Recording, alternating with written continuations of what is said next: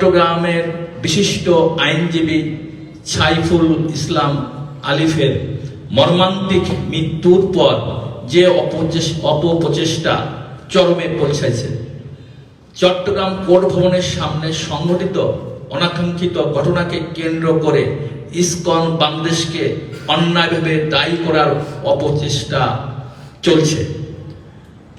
আমরা স্পষ্টভাবে জানাতে চাই যে এ ধরনের ন্যাক্কারজনক ঘটনা এবং চলমান আন্দোলনের সঙ্গে ইসকন বাংলাদেশের কোনো ধরনের সম্পৃক্ততা নেই।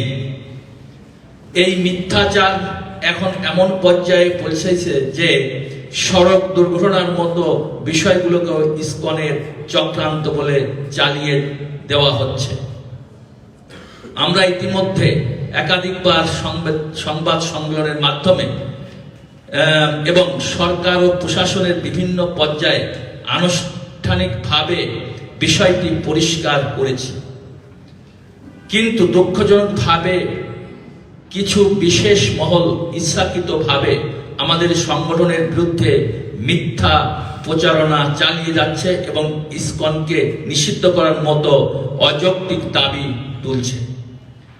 আমরা সবাইকে পুনরায় অবহিত করতে চাই যে অনেক মাস আগেই প্রবর্তক শ্রীকৃষ্ণ মন্দিরের অধ্যক্ষ লীলারাজ গৌর দাস, স্বতন্ত্র গৌরাঙ্গ দাস এবং চট্টগ্রামস্থ পুণ্ডরিক ধামের অধ্যক্ষ চিন্ময় কৃষ্ণ দাসকে সাংগঠনিক শৃঙ্খলা ভঙ্গের দায়ে ইসকনের সাংগঠনিক পদ পদবী সহ ইসকনের যাবতীয় সাংগঠনিক কার্যক্রম থেকে অব্যাহতি দেওয়া হয় এবং উল্লেখ করা হয় যে তাদের দ্বারা সংগঠিত কার্যক্রম ইসকনের কার্যক্রম নয়।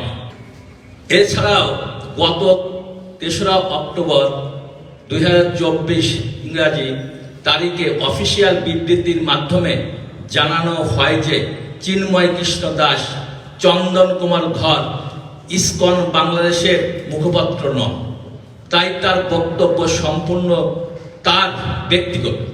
অতএব লীলারাজ গৌর দাস, স্বতন্ত্র গৌর দাস ও চিন্ময় কৃষ্ণ দাসের বক্তব্য এবং কৃতকর্মের জন্য ইসকন বাংলাদেশ কোনোভাবেই দায়ী নয়।